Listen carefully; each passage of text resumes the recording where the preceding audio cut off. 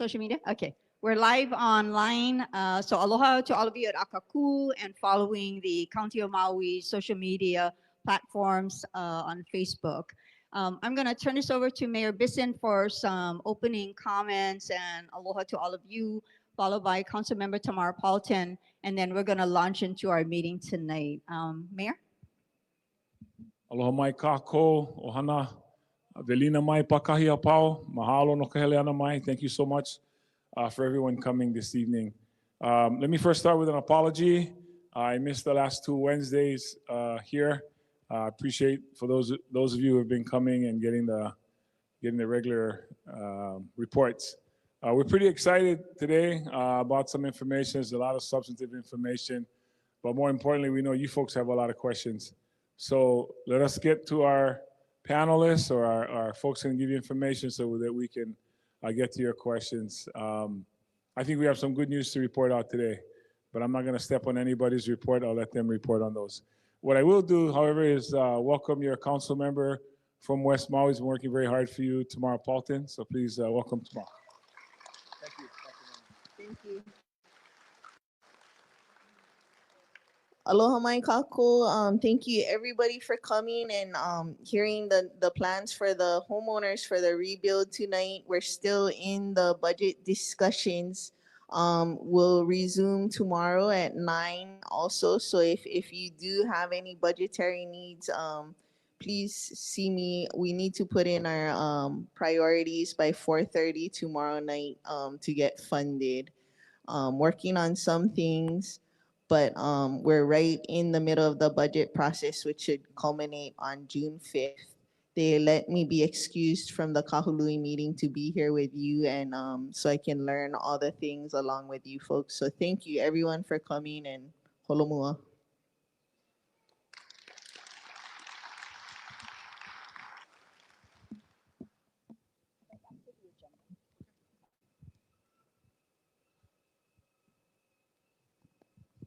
So tonight is the informational meeting for homeowners of Lahaina. Typically, we do a Wednesday meeting, a community meeting, a come all, come one. This week, because we know that if we had a meeting tonight, tomorrow, and then Saturday is the start of our neighborhood planning workshops, there would be a lot of meetings. So there is no Wednesday meeting this week. We'll resume next week.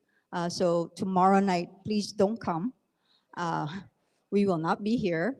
But we will welcome you back next week, Wednesday, for the usual meeting.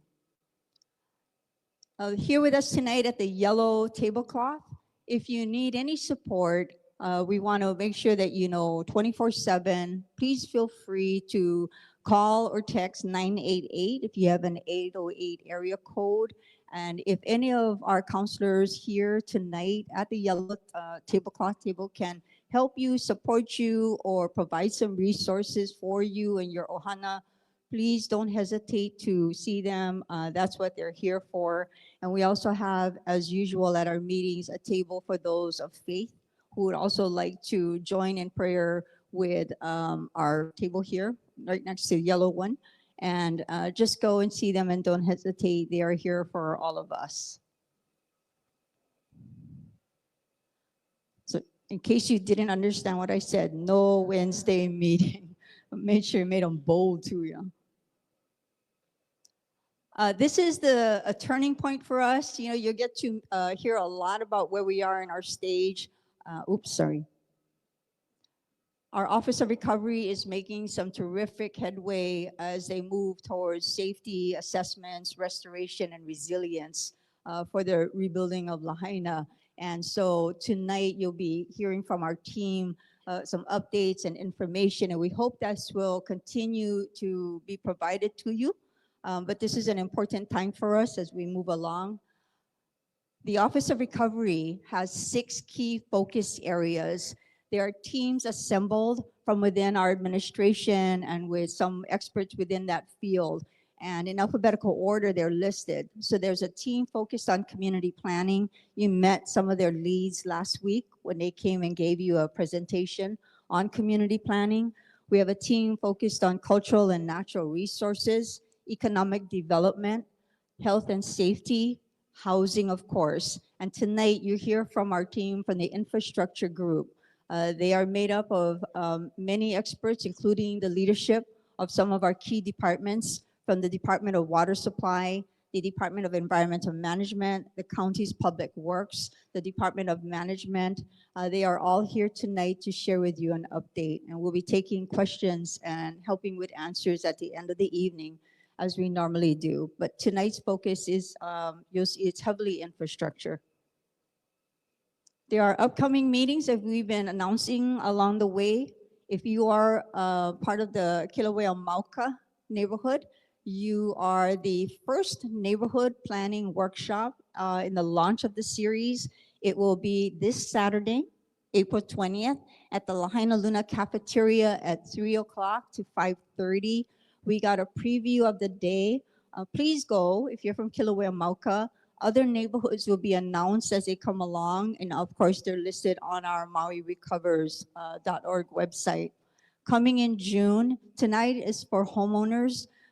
Coming in June will be a meeting specific for commercial properties and a separate meeting to discuss shoreline properties. So if you have particular questions about those and you ask them tonight, we may very well tell you that those are going to be addressed in those meetings. So tonight are for homeowners and the questions that you may have.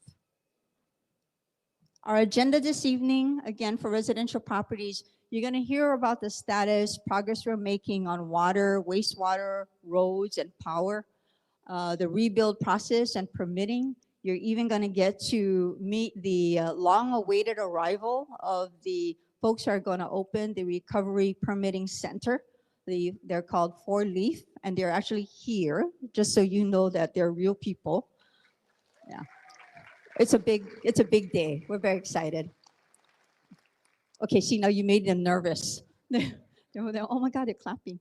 We're gonna talk a little bit about temporary dwelling units. Many questions from you about that as homeowners. And then we're gonna take question and answers at the end. And as always, we raise our hand, we'll run some microphones out there, and then we'll try our best to answer them. And if we can't, we'll get back to you.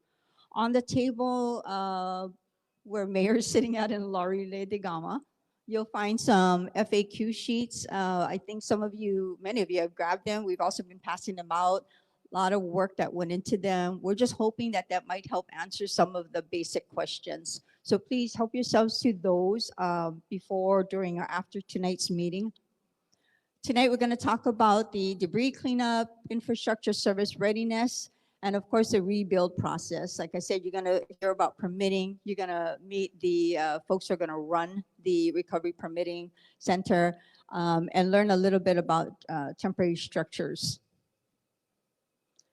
You know, the 4,500 households that have been displaced by the fires, about 13 to 20% are homeowners. So this is an important part. And the reason why we're here tonight is a group of someone from within your ranks, from homeowners, came to us a few meetings ago and on a Wednesday night and said, you know, I'm a homeowner and the Wednesday meetings have a lot of questions that really don't apply to me. So can we please have a meeting just for us? And so we are here because someone's neighbors, a group of folks actually said, could you please prepare? And we were about ready for that. So happy to do that. We're very, very excited to be here as the first of our efforts.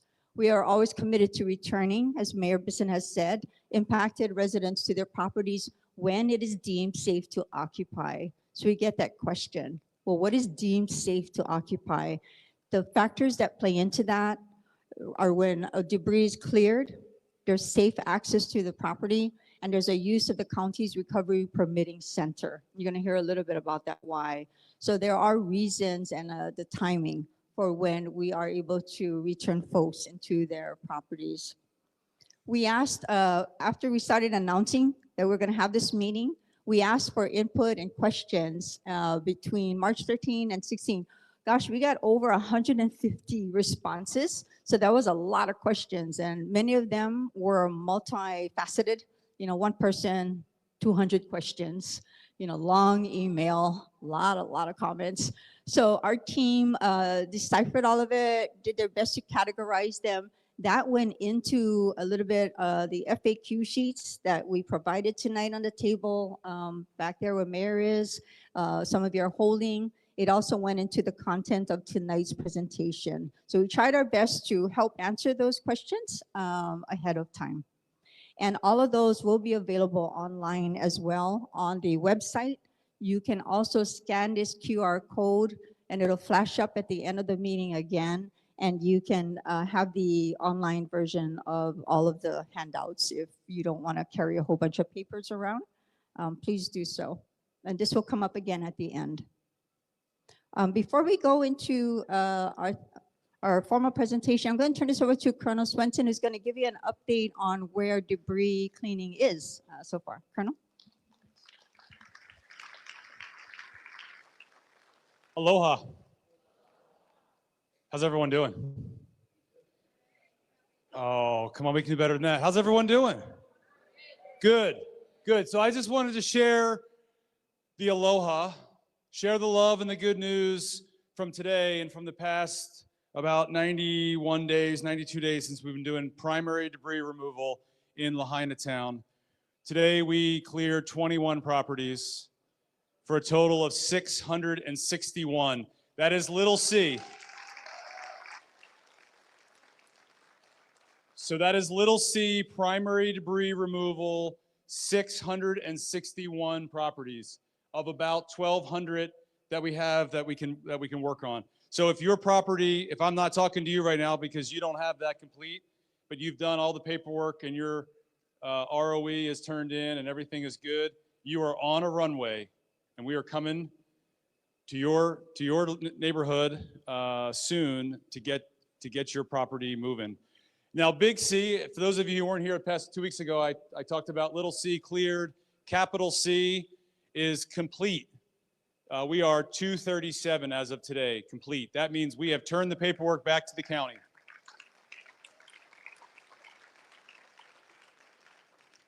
And just to top off all that great news, earlier this week, we awarded the contract for Kilohana, which is a 169 resident group housing site located Malka of sort of Fleming Road, and that will be we'll break ground here in the next probably two and a half weeks for what will be another exciting project, which will help the recovery here and give people into a place that they can complete or continue their recovery process as they wait for their more permanent housing to be built. How about a hand for Army Corps of Engineers? They're here every Wednesday, their entire team, all the red shirts on the end, and they're always here to help answer questions as well. Before I turn it over to Aaron, I just want to remind everyone if you can silence your cell phones, and if you need to have a conversation, please do so outside, just so that everyone else can listen in.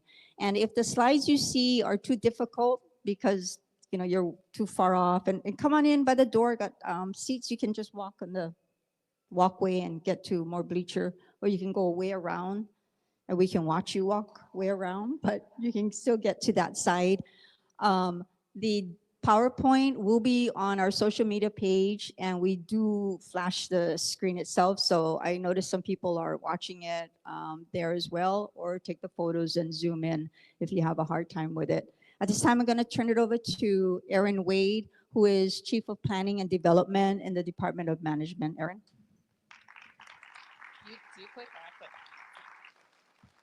Good evening. I came tonight to talk to you about information and how you can continue to get information in a timely way about the process.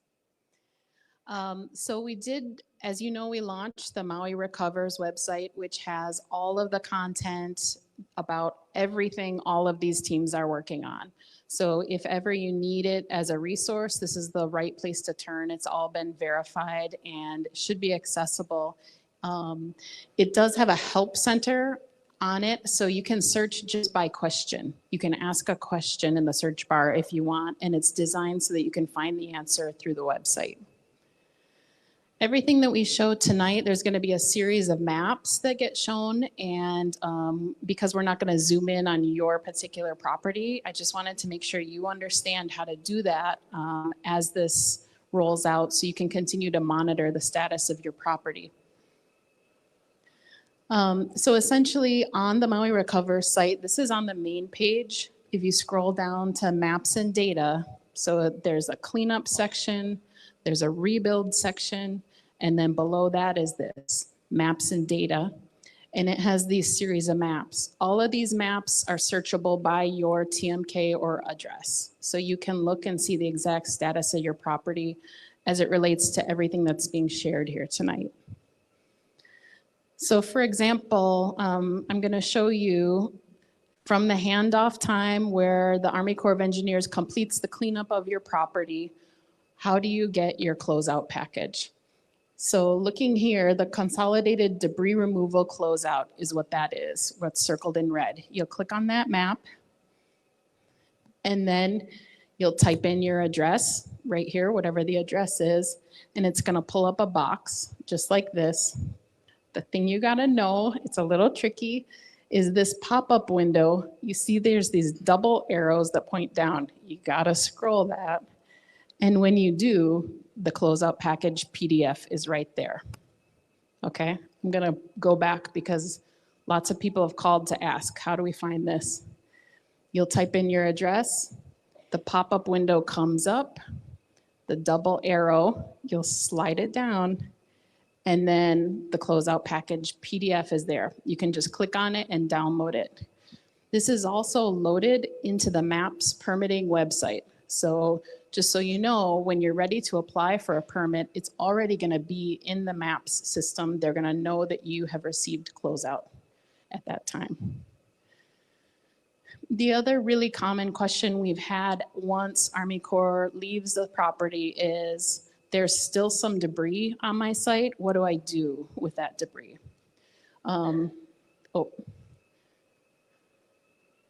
This is the closeout, sorry. This is the ineligible debris. So when there is ineligible debris, and that could be landscape materials, fencing, it could be an old play structure, it might be a portion of a porch, or not a porch, but like a patio, a slab at grade.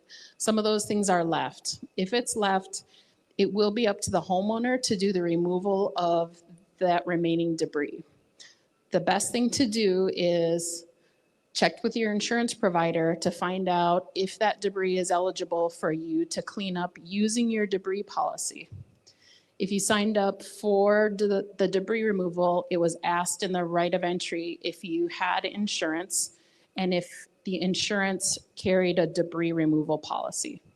If that's the case and your insurer says, yes, you can hire somebody to remove that, that takes, it leaves whatever's left after you perform your work is all that's gonna be asked for us once the Army Corps' work is done. So saying that a different way, if you had a $10,000 debris removal policy and there's ineligible debris that you had to hire somebody to come clean up and it costs you $5,000 to clean that up, at the end of it, when the county comes back and does the billing and says, oh, the cost of the cleanup for Army Corps to you was whatever the number is, $275,000. But you only have $5,000 remaining in your debris removal. That's all that you'll be billed for. Okay, I see nods, so I hope that made sense. We will also have this as FAQs, and we're gonna add an additional page on Maui Recovers about ineligible debris. All right, thank you. And I'll turn it over to Kimo Landgraf from the Department of Water Supply.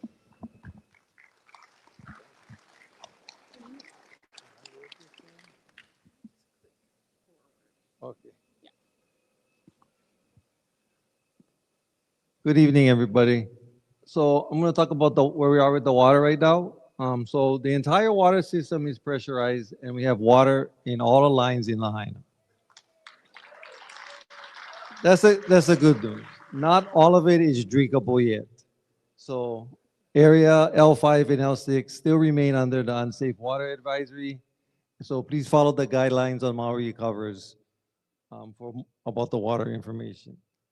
Previously, registered water meters will be replaced at no charge to anyone. So when you guys request your water meter back, we'll just go ahead and put them in. You won't have any charge for that. So if you need a new water meter, the number to call is 808-270-7730, and that would be after you receive your closeout package. We need the lot to be cleared first. We'll go out, do an investigation. If everything looks good, we'll put the meter back in. Now, if you're out there and any of you see any water leaks, please call 808-270-7633. So if you look on the Maui cover site, you'll see this where it's showing the unsafe water advisories. If you click on any one of those fire hydrants, you will find the results of the testing that was done. So if it shows orange, that means you're in the unsafe water advisory. If it shows green, your property is safe and for unrestricted use. The drinking water is back to standards. So for properties under the unsafe water advisory, in order to amend the remaining areas under the UWA, the County Department of Water Supply is working with the state DOH and EPA to return the water system back to safe drinking water service. Part of the process is we investigate the system hydraulics, and that way we can ensure that if we amended an area, we won't recontaminate it.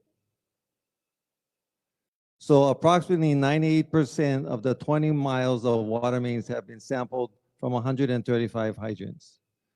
Approximately 243 of the 800 service laterals have been sampled, and that number increases daily. So what happens after we get the results? So Department of Water Supply, the Safe Drinking Water Branch, and the EPA review the results of the sampling to determine if additional sampling or possible corrective actions are required. And one of the corrective actions is if it's a contaminated service lateral, we go and cut it. So once we've taken all the corrective actions, we got all the results, and everything looks like it's back to the safe drinking water standards, we hold a clearance meeting.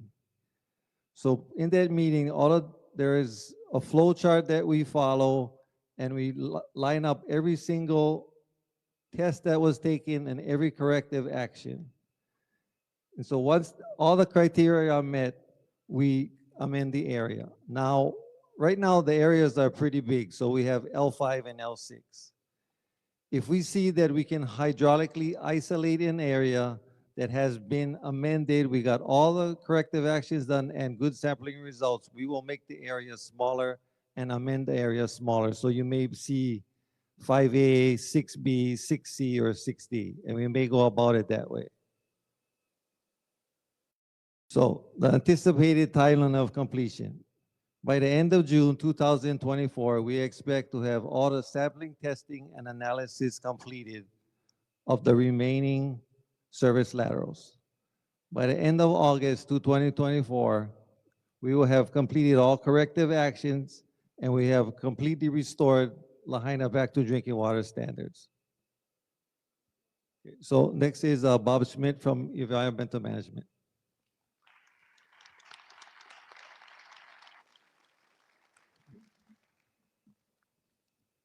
Aloha. I'm here this evening to talk about restoring the wastewater collection system.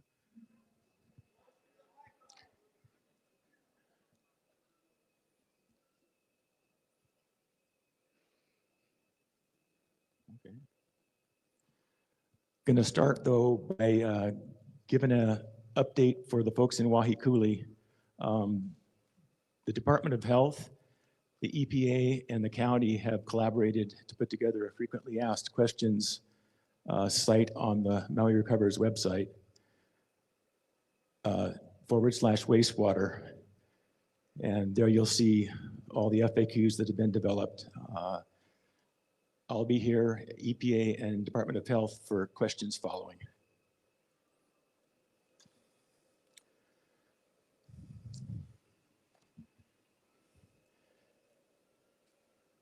So again, the Maui Recovers website will give you all the updates you want for the wastewater system.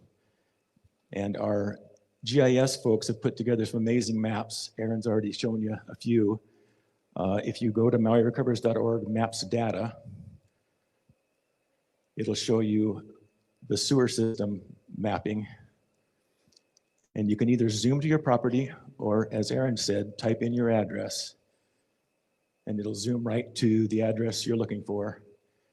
Red means inactive and green would mean active. So to date, give you some history. You've heard this already. EPA has helped us by doing a video inspection of the entire collection system, and they've given that to the county, and we've turned that over to our consultants who put all those videos into a program that actually has artificial intelligence to show us all the places of damage. And they're putting together a report of all those damages currently, along with some mapping. And from that, we'll be developing some contracts or some plans and specs for contracts to do those repairs.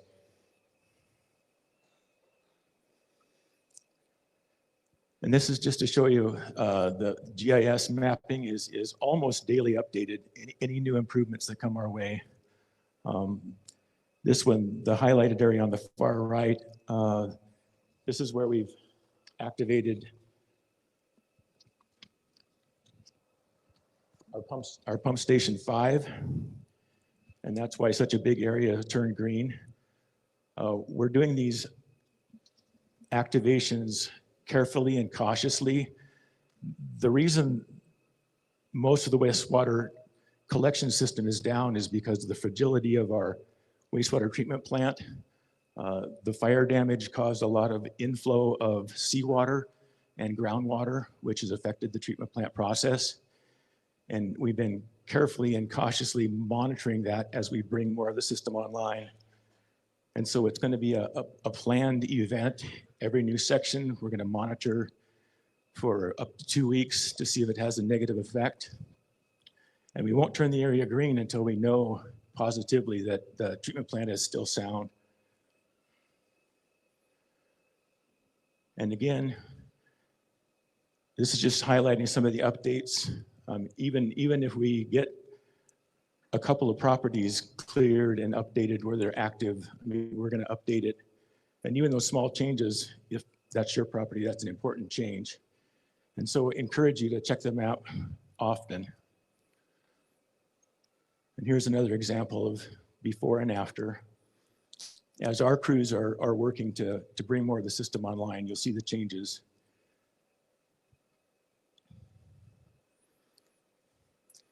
One other highlight that we changed on the map is originally all of the areas were red or inactive, but we didn't take into account the non-Seward areas, so we've actually highlighted those in gray just to make that distinction. And here's a little closer up area where pump station 5 has been activated. As we go further south, the next areas will be pump station 6, which is the next section south, and then pump station 7 will bring it all the way to the south end of the collection system. And again, slow increments, carefully monitored.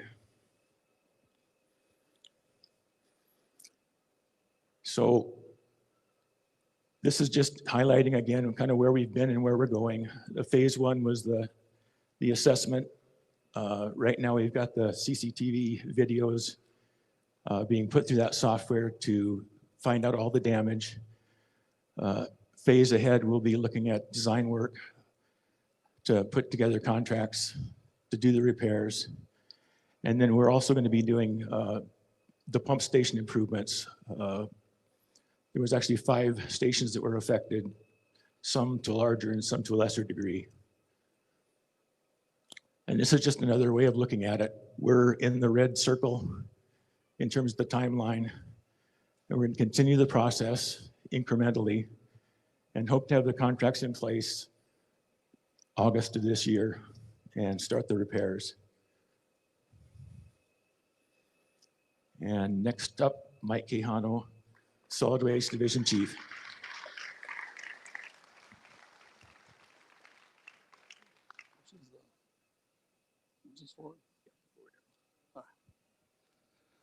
Aloha. I was asked to talk about ineligible debris. Aaron touched upon it earlier, talking about, this is debris that's outside the waste footprint that Army Corps doesn't clean up. That's, could be a perimeter fence, your storage shed, play structure. So I was going to talk about what you can do with that material. Again, all fire-related and smoke damage material must come to a Subtitle D landfill, which is what we operate out at in Central Maui. So residents who have large amounts of fire-related debris, if you're gonna bring it yourself, we're gonna ask that you call the Solid Waste Division so that we can kind of talk about the procedures that we wanna give to you so that, you keep yourself safe. When you transport it, we're keeping the environment safe. And when you bring it to the landfill, you're keeping our workers safe as well.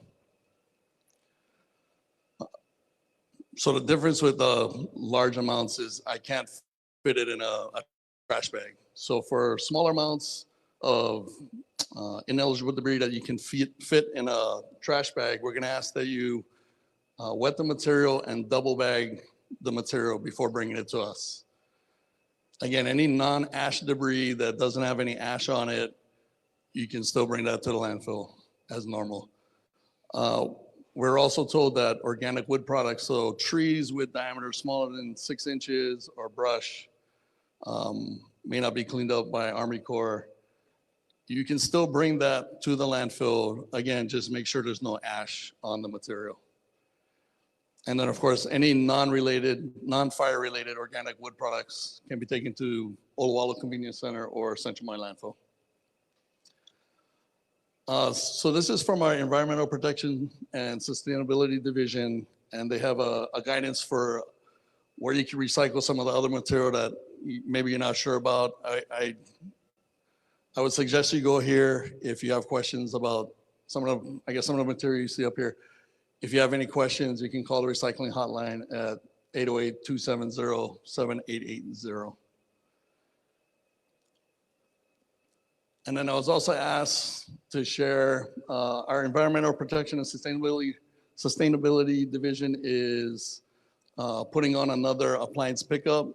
And again, the presentation will be available so you can check it out on the QR code and get information. I think if you're doing a pickup, you have to schedule that with the division. Again, if you're unsure what to do with your material and you want to self-haul it, please either call our Solid Waste Division, the recycling hotline, or the Central Maui Landfill. And this is just a public service announcement. If you want to report any illegal dumping, please call the Maui Police Department or State Department of Health. Oh, what's that?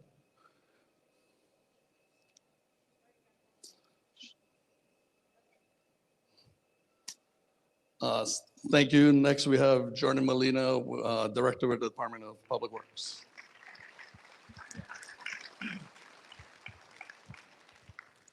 Aloha, good evening. Jordan Molina, I'm the Director with Public Works.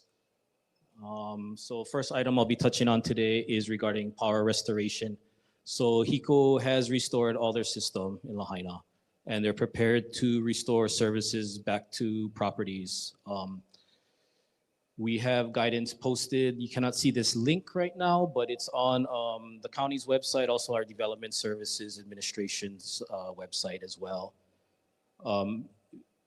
In essence, if you have a standing structure that was partially damaged or yellow tags, we are asking to call our office to get an inspection done.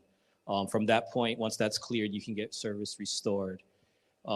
If you had, unfortunately, your home destroyed, we're going to first require you to obtain either a permit for your rebuild or a temporary structures permit before you can get services from HECO. Okay, roadways. So there's a lot of text on here, but generally the state of our roads is good. Our crews between County Public Works and State Highways have, kept most of the debris clearing completed and keeps our roads clean. No real major damages. The biggest issue we're seeing right now is some of the locations where vehicles burnt. We see some fatigue in the pavement. And so we do have an interim plan to stabilize those areas, to accommodate the continued debris operation, to not make anything worse, and to also accommodate repopulation as you folks try and move back to your properties. In addition to the pavement, we have a lot of our traffic signs and traffic control devices that need to be repaired. We also have plans on the way to get those interim fixes made, just so things are safe on the streets as you folks move back into Lahaina. One of the bigger challenges is going to be access. As we continue with debris operation and trying to facilitate you folks getting back, obviously we're going to have some traffic issues to coordinate. So that's going to be one of the big things we're looking at with both your rebuild and your temporary permits, is how we can best coordinate between all the traffic going on in your areas so we don't create more problems for ourselves. In addition to that, there are efforts led by MEMA to look at some additional egress and access points that will help evacuation in the future. All right, now the big one. So Recovery Permit Center, we are opening April 29th, 2024. You heard it here. So as I was mentioned earlier, the county did procure a vendor to help us process all the permits specifically for the wildfires. That vendor is 4Leaf. I'll introduce them in a second. But we will be operating 2 recovery permit centers. One will be out of Kahului at the County Service Center where the DMV is. That'll be our main location where most of the staff will be stationed. And we will also be operating a satellite office out of the Lahaina Gateway as soon as we finalize that lease and get that stood up with some equipment. So you folks can expect availability of service at either location. This is just a quick screenshot of the MAPS landing page where all your permits now are submitted online, and you'll be going through this system to submit either your temporary structure permit or for your rebuild. Now, real quick, I want to introduce our main project lead from 4Leaf. Mike, you want to come up real quick? So this is Mike Renner. He's our project lead with 4Leaf. He has some of his team members here, and I just wanted to give him a moment to introduce himself and say hello to you guys. Thanks, Jordan. Hi, everyone. So Mike Renner, 4Leaf. I'll keep this real short. I have some team members over there on the side. If you guys can stand up, those are going to be the first faces you'll see. That's the implementation staff.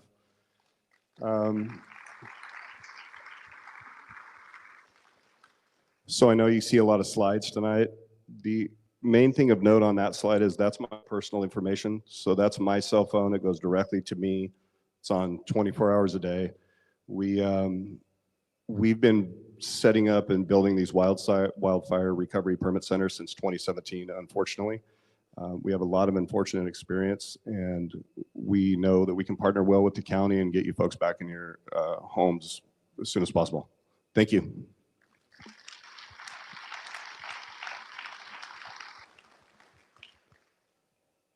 All right. So just more resources for you folks. So on Maui Recovers, we are standing up a residential housing and permitting page to give you more information, access to information. So within here, we have a couple different ways to find information: rental programs, temporary housing, information about building your permanent rebuilds. Real quick, I'm going to touch on kind of what we've been working through on the temporary dwelling structures, which I know we've been getting a lot of questions on. So this will be a permit that you have to apply for through MAPS. And it's going to, we have some FAQs on how we're going to help you guys understand the process. So that'll be through the link on Maui Recovers for the temporary housing. Some criteria as far as how this program is going to work. Of course, these are temporary, so the initial approval is for 6 months or 180 days. And this is going to cover kind of all shapes and forms of temporary structures for housing at this point. One of the big things we're trying to balance is safety, of course, for these structures. So we're going to be looking for things about fire code. We're going to make sure that you're not presenting a hazard both to yourself and to your neighbors. The big one, as far as an infrastructure standpoint, that we really want to get a handle on is wastewater. As DEM presented earlier, we have some challenges ahead with wastewater, and so we don't want to create another problem with our wastewater situation. So that'll be closely scrutinized as you guys come in for temporary structures to figure out how we're going to manage your folks' wastewater as you try and habitate back on your lots again. So for you folks who had sewer service before but may not have it right now in the interim while these repairs are underway, as I mentioned, we're going to require you to prepare a wastewater management plan so we can work with you to see how you're going to manage all your wastewater while you're on site. And so we're actively working with Department of Health and our team from Four Leaf to kind of put together some guidance for you folks, what options might be available. Also part of this is architect and engineer certification to make sure that your structures are anchored properly and that it's safe. And then the electrical and plumbing work has to be done by licensed contractors, all again for all safety reasons. The last point to note here is we are just getting into developing these standards, so please anticipate refinements as we work through it with you folks to understand what challenges you guys are having and see which ways we can work around to make things easier for you folks. So here's a rough flow through of how this is going to work. So it all starts with getting your debris cleaned up off your property appropriately. So once we get your closeout package, which Aaron mentioned earlier, we have already in the permit system, so you don't have to worry about that. We'll already know when your property is good to go and get a permit. Then from there, you'll need to do some preparations. We're asking for a site plan. There's an owner authorization form. We'll be asking for the wastewater plan, like I mentioned before, and the valuation. From there, you'll submit your application in MAPS. Well, first you create an account if you don't already have one. Submit your application, pay the appropriate fees, and then you'll get your approval to place your temporary structure and start living back on your property.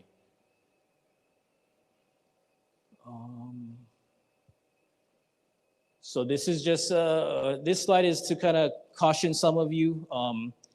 If you don't know, Lahaina has very complex land use regulations.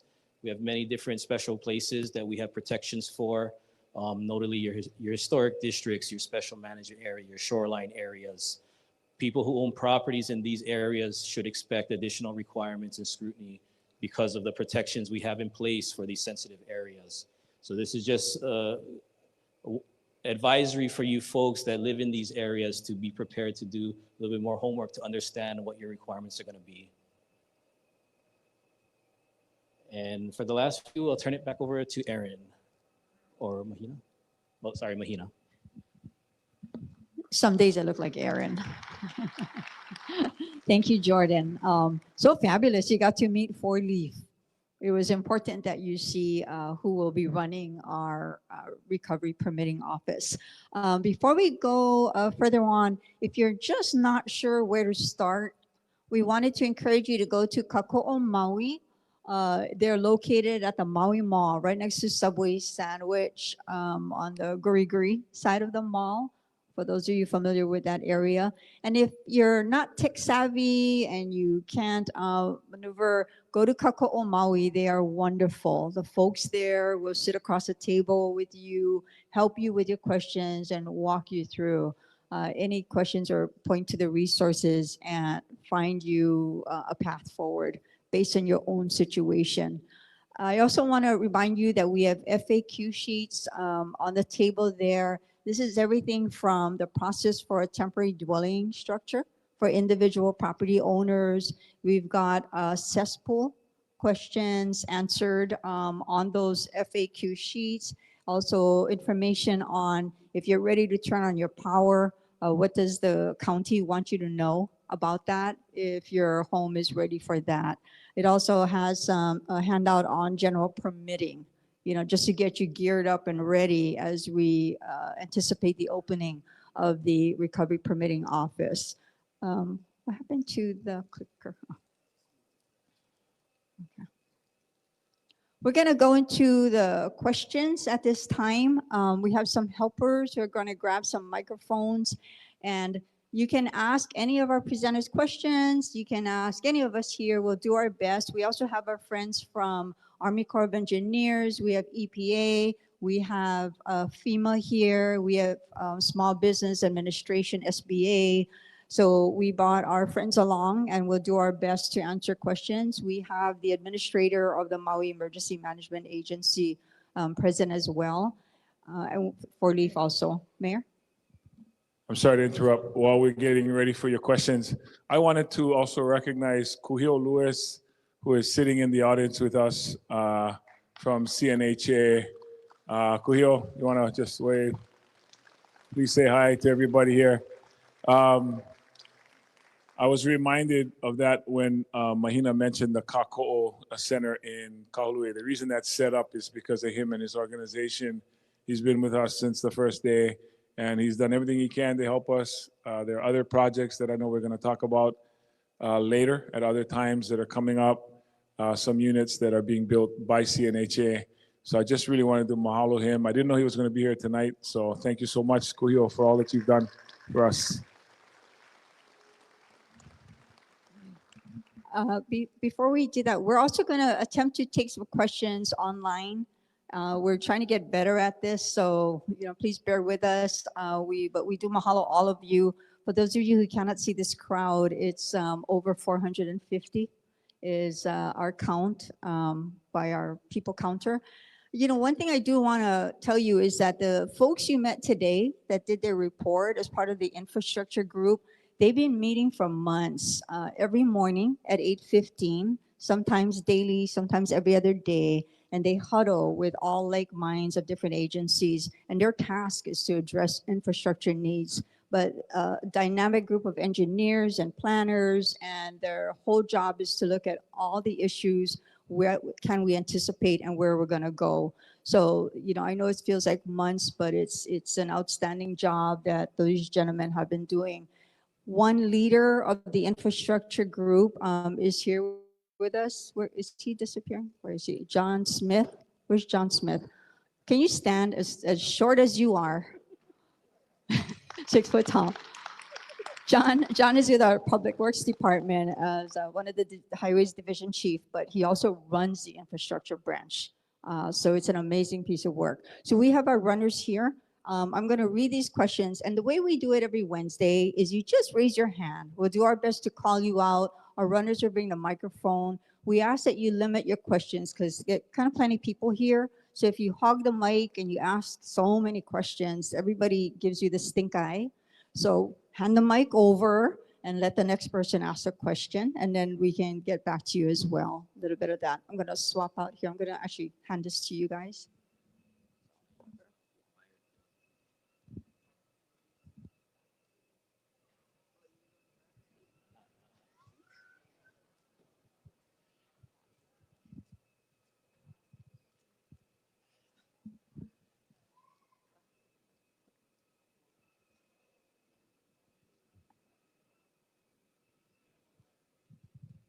Okay. All right. We are going to check that because if the mics run over there, we'll miss the social media camera spot.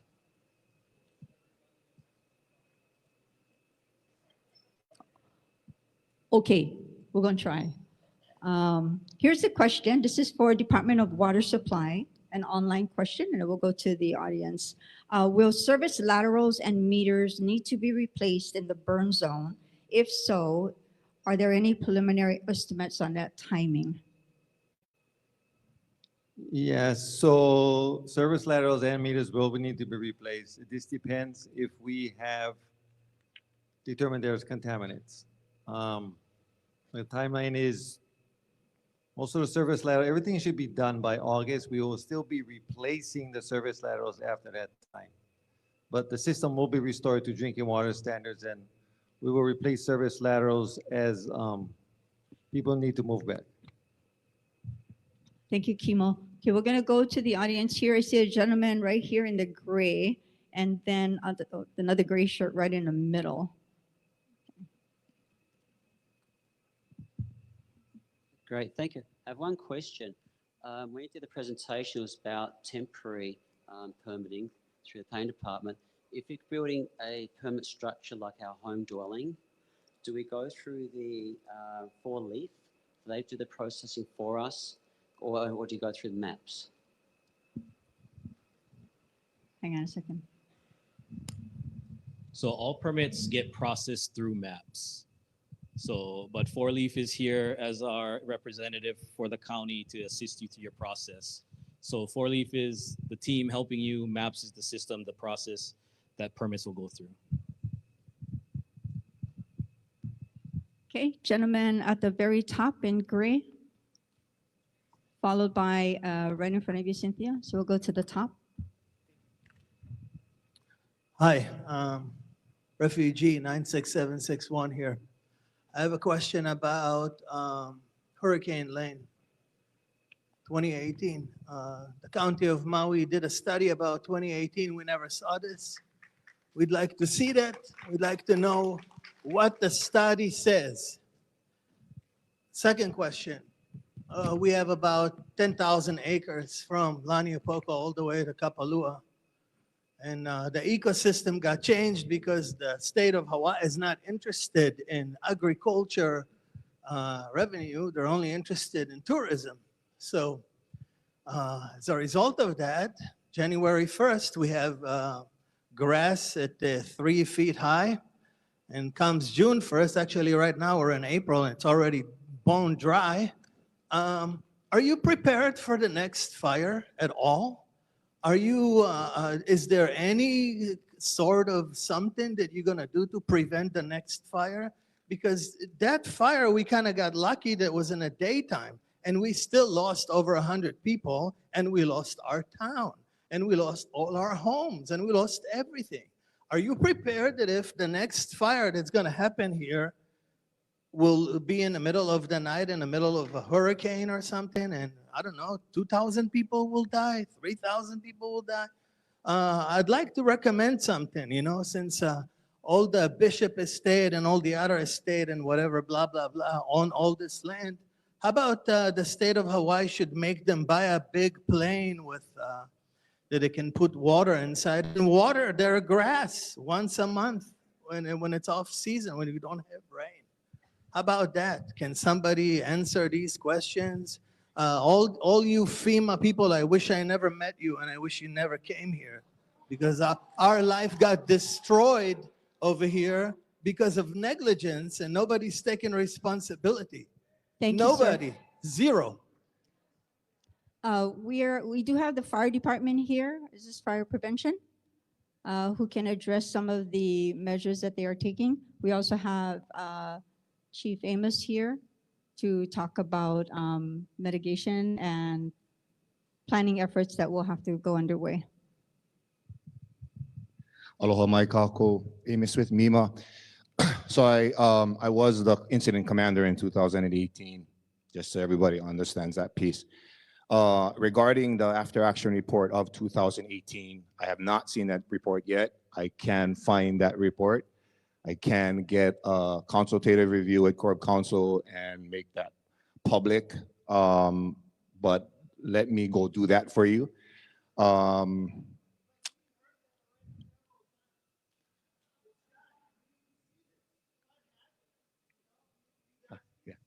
Yeah.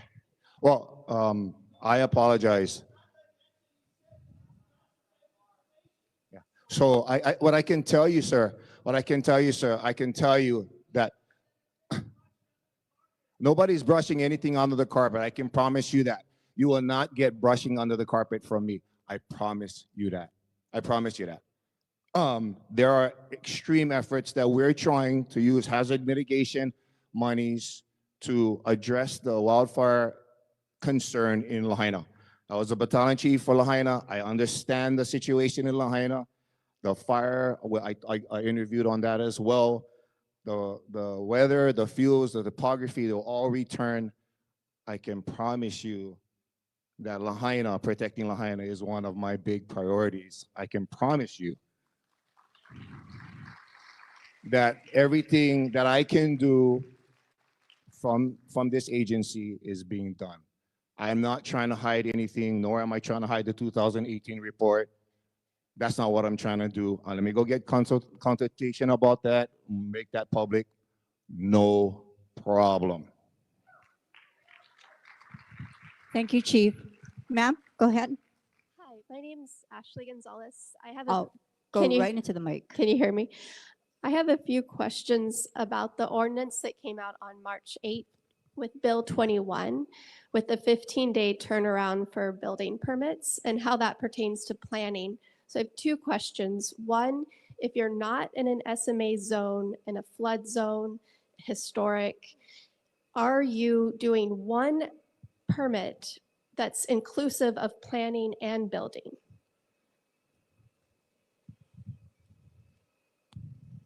Thank you. So it's important to understand there's more than one permit out there.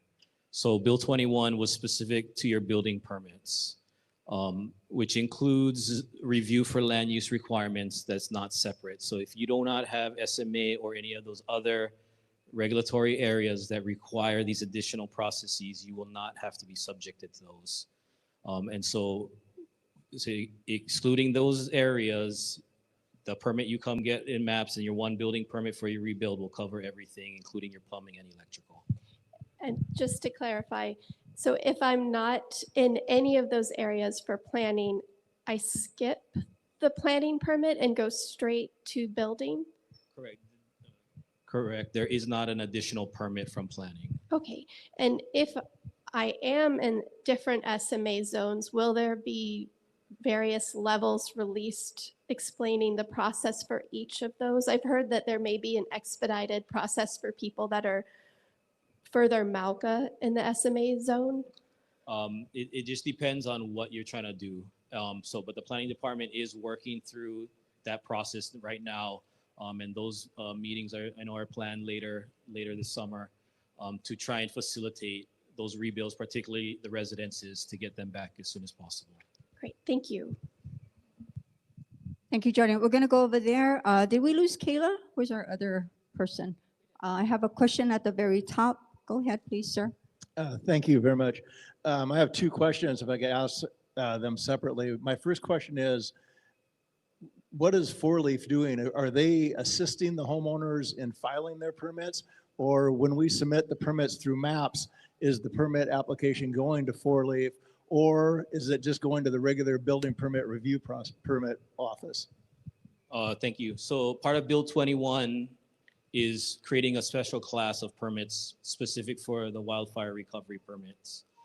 So those go on a different line, separate from the regular process. Four Leaf is handling all the fire permits separately. So they are going to be, once it's in MAPS, they'll be the entity doing all the reviews for the county. They also are available to do kind of pre-submittal consultations with you folks. We recognize a lot of you have never built a home before. This will be your first time trying to get it put together. So they're very sensitive to that scenario, and they're available to help you through the process. Okay, thank you. My second question is, if you are in the SMA area, then you have to do an SMA assessment is the initial part of that. So will that be SMA assessment be reviewed by the planning department, or will that be reviewed by Four Leaf? That is still in process right now, but I believe at this point, they're trying to figure out what parts they can give out to Four Leaf that are simple enough for them to administer, and then trying to triage which ones are easy and which one they got to keep in house. So with regard to the SMA, if you're over the 500,000 limit, then you have to do an SMA minor. Are you working on a process where people aren't going to get held up? I recently built 2 cottages up in Hanakawai, and it took me 18 months to get 2 permits for 2 accessory dwellings, 900 square feet, post and pier. I was stuck waiting for State Historical Society for almost a year for them to respond because I was required to do a cultural study. Is there a fast track process being put in place for those people is, when they get stuck in a SMA minor as opposed to, being exempt under an assessment. Yeah, so we're gonna have another meeting to get into SMA and shoreline and all those areas, because that's a whole meeting in itself. Regarding SHPD, that is one aspect that does affect everybody, and we are in coordination with them to try and work together to expedite that process, because we recognize that historic reviews can take very long. But through the activities of Army Corps, we're gonna have a lot of good information that we can support expediting that process. Hi, my question is for Amos at Emergency Management. It's kind of a follow-up question about evacuation routes.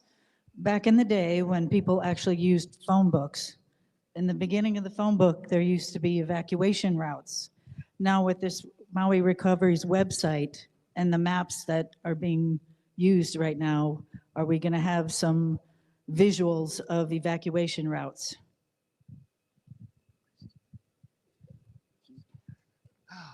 Aloha, thank you for that question.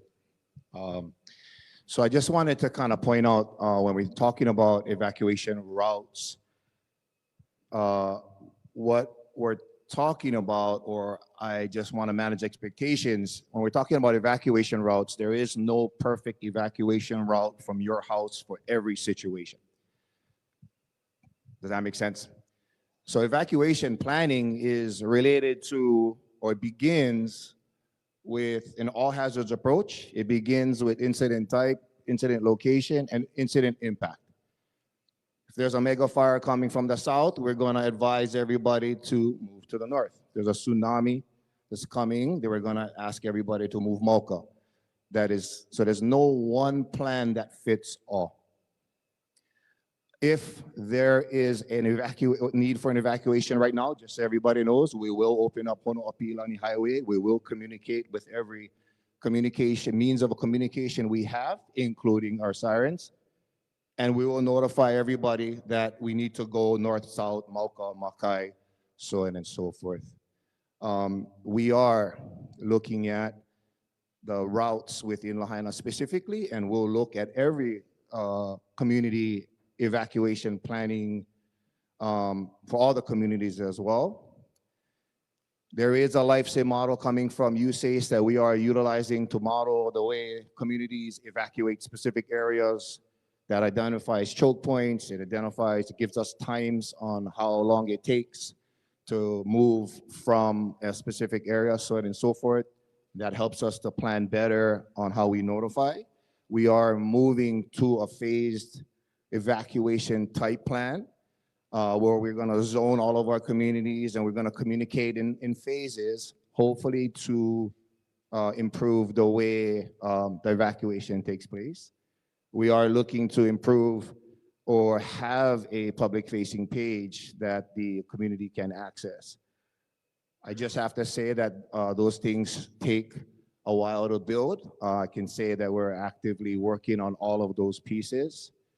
For now, what happens right now, something happens, you're going to be notified with all of the systems that we have to notify you. What I recommend everybody to do is sign up for MEMA alerts.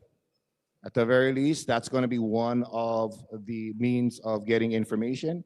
We have met with our radio partners and will improve the way we message over the radio and that relationship. So I believe during the Lahaina fire, the only real means of communication that was reliable, I believe, was the radio.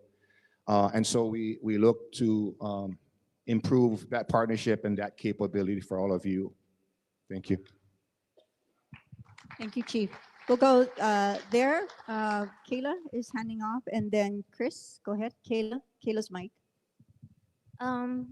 During the debris removal process, are there going to be any dust fences? Basically, our contractor said if there's any debris that's left, like the mill camp area or whatnot, they won't rebuild. Is there any plans for any kind of dust fences?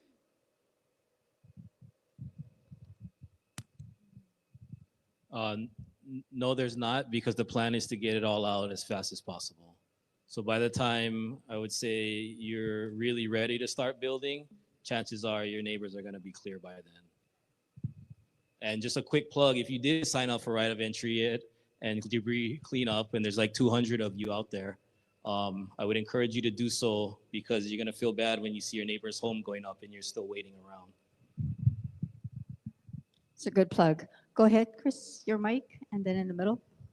Hello, this goes back to the SMA question. I had a active building permit and was about 90% done. So I live in the SMA area and I went through that whole process. Do I have to go through that again or can I just be grandfathered in? You should contact us at DSA and Planning Department. We can talk through your situation. Okay, thank you. This is a question about the water. So if your property is in one of the unsafe water, could you still get a water meter for irrigation problem? For irrigation? Yes, you can. Yeah, as long as the property is cleared and you have the closeout package back. Hi. Hello. Hi. If you have the closeout package and you're ready for temporary electrical, do you have to have an electrician sign off on it for the temporary power pole? Or can the homeowner do temporary power pole? I'm sorry, go ahead. Yeah, HECO's gonna want your electrician to sign off. You're also gonna need a temporary permit or a permanent permit before HECO will give you power. So I'm a general contractor from California. I'm just putting it out there. In California, even a homeowner can go and get a permit for a temporary power. Even a homeowner can build a house from the ground up without needing an electrician or a plumber. Here you can be your own general contractor, but you can't do plumbing and electrical. Are you going to change that? Fortunately, that's a state law outside of my authority. Yeah. Okay. Thank you. Hi. Just a quick question. The debris removal was completed on our property about a week ago. And I wanted to ask about the trees that are remaining there. The trees burned up. There is blue mark on them and then some kind of signifying information at the trunks of the trees. And I wondered if that was a secondary process. Yes, ma'am.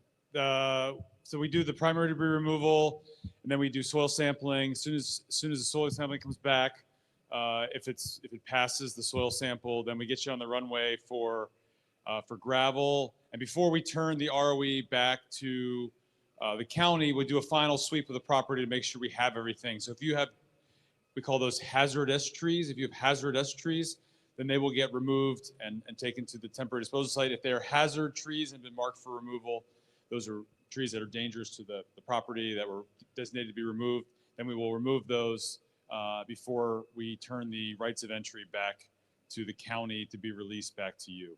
So without looking at your exact house, I couldn't tell you where we are in that process, but if you find someone in a red shirt after this, we can take your info down and get you a call back. But it sounds like if we just removed primary debris a week ago, that we just haven't gotten there yet. The dead trees, but they have those blue marks on them. If they have those blue marks, they're likely next. We just haven't gotten there. You're welcome. We're going to go right here and then to the top, and the gentleman in the yellow, and right here in the front row. And I promise we're going to make it to the top side. Go ahead. Yes, my question is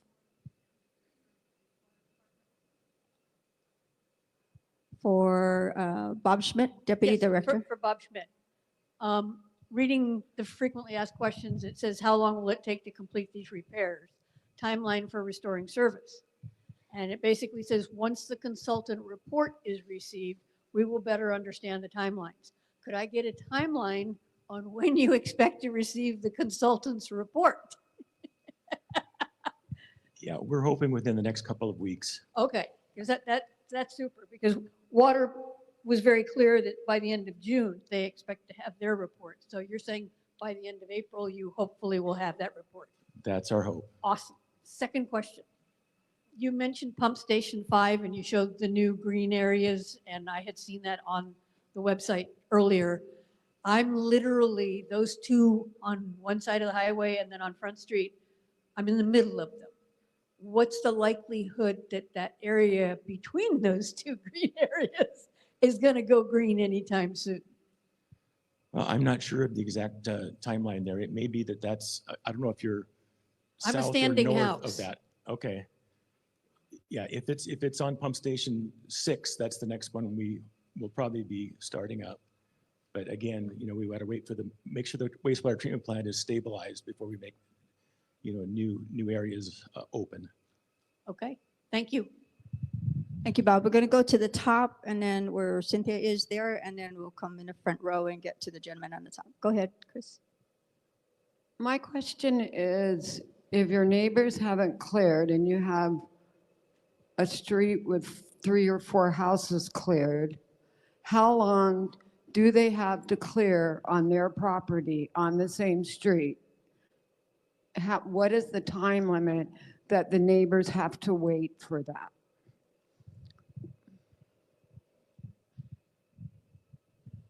I didn't see where the question was coming from.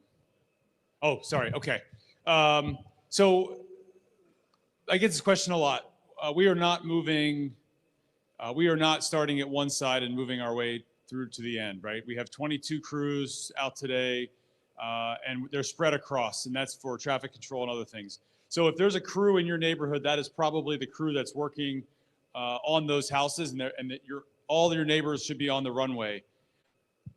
So long as the 5th signature, the bottom signature on the left-hand side of that panel you saw on the slide earlier, the little placard, says ROA received, that's initialed, and then the top signature on the right side, cultural clearance, if that's signed, then you're on the runway, and those houses will be done, and those homeowners can call our hotline and talk to our very nice ladies who answer the phone and take care of our community questions.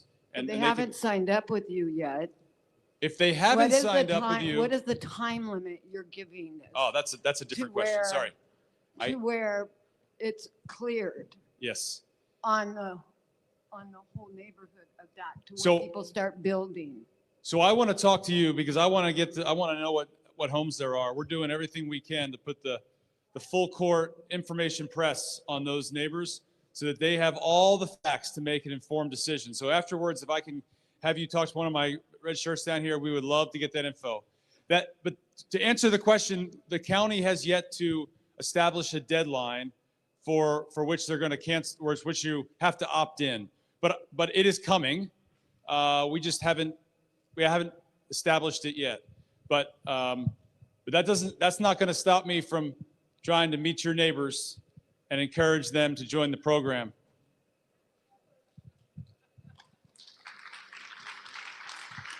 And I'm persistent. So. And he's in a uniform. Persistent uniform. Cynthia, go ahead. Hi, my question is, once your property is clear, say like we're backed up and our back neighbor isn't clear, so will I be able to get a permit even though debris is behind me and on the side of me, or will the county not issue any permits until the area is clear? No, we're not holding you up for your neighbors. So once you are clear, the way the law is written, you're good to go. And just to remind people, there's residents that never left from day one. They've been living through the debris fields this whole time. And so our effort is to get you guys back on your property as soon as possible. But I'd say the same to you. If you have someone that hasn't had that 5th signature on there, I'm coming for those. I want to have tea with them and coffee, whatever it takes to get them to sign up so we can get them cleared. If they sign up here soon, I suspect we'll have those lots cleared in the next 3 months. So we might beat the building process with debris removal as it stands. But I do need to find out who they are, and if you know them, please share. So if you see Colonel Swenson roaming your neighborhood, I hope you signed your list. So we got a lot of hands up. We're gonna go. Where's Kayla? I know she had one. Go ahead, Auntie. Before you start, we're gonna go right here, Auntie, and then Kayla. You got like 3 people here who've been patiently waiting. So the gentleman in the blue, followed by the gentleman at the top in black, right there on that side. And we're gonna come back this way again and back that way. I'm trying to follow a pattern. Go ahead. Go ahead, Auntie. Find out when the 30. Go right into the mic. Oh, Kayla, is her mic on? Yeah. Gotta yell like you're yelling at your grandkids. Okay. Question is, when are the 30 lots that you say have asbestos going to be cleared? Has that date been achieved? I don't have an answer for you right now. You've asked me every week, and I feel like I need to give you a better answer. Let's talk and let's nail down a better answer. I think it's still waiting for us to modify the contract to be able to get those properties to get phase 1. I don't know where we stand on that contractual piece, and I don't want to give you the wrong answer. But I've got your number. We're gonna figure this out. Please invite Colonel for tea. Okay, Kayla, we'll go back to you and then to Cynthia's side back there, and then this gentleman who's patiently waiting and in the front row and at the top. Go ahead, Uncle. Thank you, everybody. Thank you especially to the people who, help in Lahaina itself. For the water lateral and meter, does size of the meter all the same, or will the county provide that free service before the disaster, and the size of the meter and lateral line for free? Well, we'll put back exactly what there was there already. Okay, thank you. And then the other one is for the metal poles. I know it's stronger, but how was it determined in what area and what poles should have been replaced? Because through my experience, the Kawaula winds are very strong, and they haven't replaced all of the big poles that fell down along Mill Street. Only a few was replaced with the metal poles. Thank you. For that one, we're gonna have to drag Maui Electric out here to talk story with you guys one day, but we'll have to defer to them and get back to you. Okay, thank you. Okay, Cynthia, your side, and then Kayla, right, the gentleman in the light blue, followed by front row and then the top. Go ahead, Cynthia. There's talk about zoning, rezoning. I'm specifically talking about the Kahua Camp area.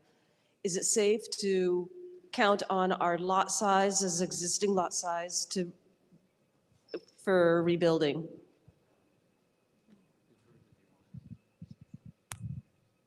At this point in time, there's no rezoning proposed, so your lot is as is. Thank you. Go ahead, sir. I have a couple of questions. The first is a clarification. So if we are in an SMA area, does that mean that we don't qualify to submit to the expedited permitting office? No, you still allowed, your building permit will still get processed through the expedited process, but you have a accompanying approval through the SMA process that will hold up approving your building permit. So there's 2 approvals you need when you're in the SMA. So that would also apply to the historic district? Correct. And we're going to have a separate meeting because like I mentioned earlier, all that land use regulation is its own meeting in itself. Thank you, sir. We're going to go there, and then Kayla, right in the front row into the top row. Go ahead, sir. My question is for the Colonel. Just an update on erosion and dust control. I know last week you mentioned, per the contract, crushed cinder and crushed gravel are to be used. My parents' lot in Waikuli, however, has crushed concrete. Yep. Is that going to be removed? I'm just concerned of the silica dust, and also within the crushed concrete, there still that wire mesh embedded in the concrete as well. Yeah, That's a so safety concern. that's a great question. So you should see crews out starting Wednesday, tomorrow, starting to remove. We had it on less than a dozen properties. There's a pile of crushed, clean crushed concrete, and that should be removed starting tomorrow. I can't tell you exactly when that one will get removed, but it was a contractual thing. We got it under control, and then to date we've only used, with exception to that, less than a dozen properties that were rescinding the crushed concrete from. We've only used crushed gravel, and that's what we continue to use on on these. Right here in the front row, then to Cynthia, and gentleman at the very top and on the front here. Go ahead, ma'am. This is a question for Robert Smith with the wastewater sewage system. There are areas on Front Street, the northern end, where we are, that we don't have the sewer system running, the county sewer system. We're on a cesspool. So are they going to plan on putting a sewer system in and continuing with it? I know they're doing it in Waikuli. What about the last end of Front Street? There's about 6 lots that don't have, that we cannot hook up to. Yeah, I don't have a good answer for you tonight, but if you would get with me after the open questions, I can get your information and take that up with my folks. Go ahead, Cynthia. Okay, so our lot hasn't been cleared yet. It's in the runway, whatever. I understand there's a process, but we're wondering what we can be doing right now to get ahead. You know, every month our mortgages are stacking up. So what should we be doing? Should we be getting an architect? Should we have plans? If that's the case, can we use existing plans? If we want to change it, what is the process going to be for that? So depending on, basically if your structure, we have a 5-year window in the ordinance that was adopted to allow us to reissue your permits. If you have a structure that was brand new structure built within the last 5 years. Otherwise, you'll need to resubmit to get a new permit. In the meantime, yes, you should be connecting with a design professional to work through your plans already and prepare to submit. Is there anything else with your guys' understanding of the process? I don't understand the process. I've never built a home. Is there anything else you would recommend, and dates maybe that we should have things done by, kind of a checklist? Because as much advance notice as we can get is going to help keep us in our homes and help us rebuild. So Yeah, key first step is get with your design professional and start talking through your rebuild and the things you need to strategize on. Next item would be trying to find your contractors, if you know any. That's not so critical, but yeah, definitely step one is find yourself your architect to start working through your plans. Thank you. To the top and then down here. Go ahead, sir. I've actually got a 2-part question, but they tie in with one another. The first question is to our tomorrow. As far as Bill 3229 that failed, this is regarding all homeowners that are on ALE or insurance, because it ties into my second question.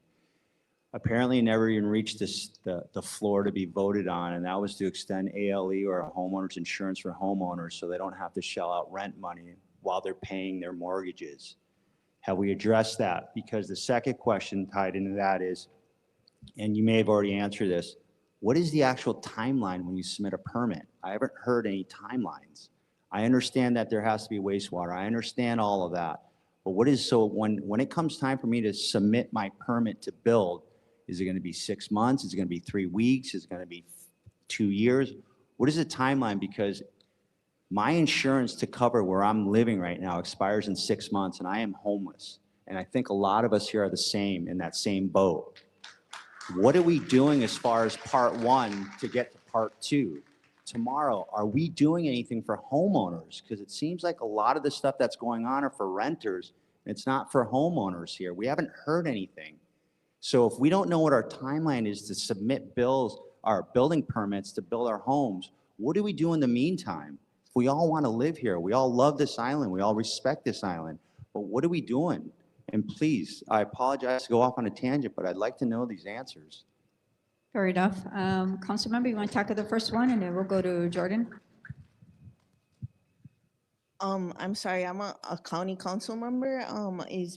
I think that is a state bill that you're talking about. But I do know I've been in close communication with Director Lori Tuhako, and there was money set aside, about 8 million in 2021. We're the last county to release that money. Any week now, there should be an announcement that these homeowner assistance funds that can give up to $60,000 for your mortgage, one-time payment, or spread out, will be dispersed through Catholic Charities. And the state has said that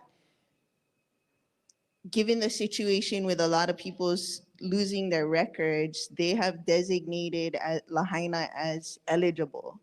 And once that 8 million goes through in up to $60,000 increments, there's another $16 million that we're getting ready to recognize in this fiscal year. So I would pay good attention within the next 1 to 2 weeks for that announcement coming out from the Department of Housing and Human Concerns, as well as Catholic Charities, that they're getting ready to disperse that homeowner assistance funds that can be used for your mortgage and a number of other things. And this is from the COVID era. The state added on an additional 16 million to that. So we've been kind of pressuring Director Tuhako, the Corporation Council, to get that contract signed. As soon as the contract is signed by both parties, then we need to wire at least 4 million to the vendor, which is Catholic Charities, and they'll begin to start dispersing the money. For the state bills, really, we're in the middle of the county budget, so that's taking up my entire focus. We do have a state senator, Angus McKelvey, that represents West Maui, and a state representative, Ellie Cochran. Those would probably be better to talk about state issues. I did put in for that the extended mortgage protection through the Hawaii State Association of Counties package. I'm the vice president on the executive committee. I think Representative Linda Ichiyama would not hear it because she said the governor already has that authority. So I guess that's who to take it up with.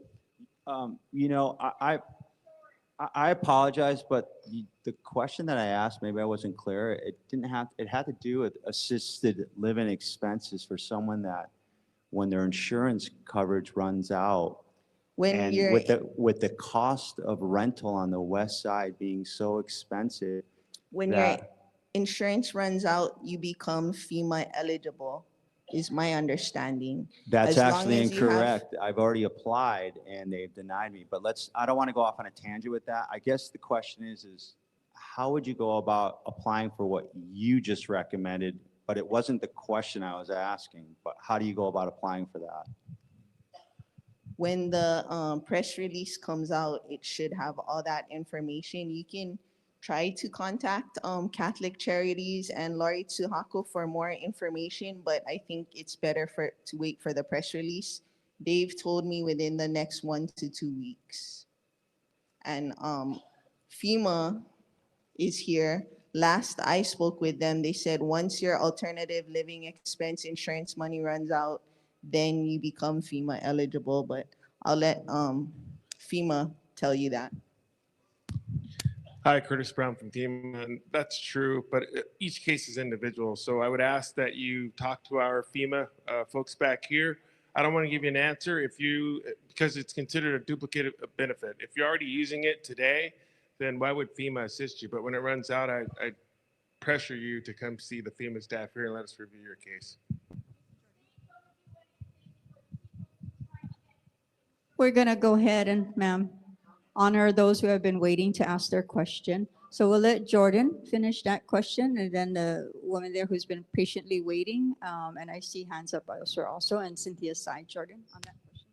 Thank you. So what are we doing to help get your permits done? So two main things. One, the Bill 21 creates a separate track for you, so you're not in the regular line.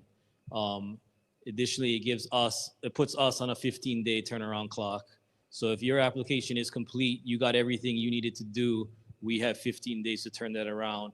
The second thing we did is we hired Mike and his team. They have the capacity to push these out and keep up with demand. So that's what we got teed up for you folks. Thank you. Go ahead. First, I'd like to thank the crews that did clean my lot. I must say I was amazed at their efficiency and their kindness, so thank you.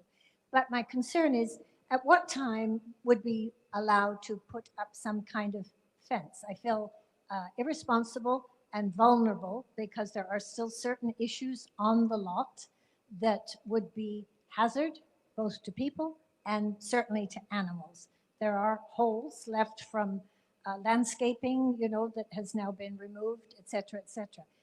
Are we allowed to put anything around our lots of any kind of fencing? Okay, Jordan, and then we'll go to Cynthia, and then at the very top. Yeah, so nothing is prohibiting you from putting up your fence. The only thing to be aware of course, is there's still active crews going around.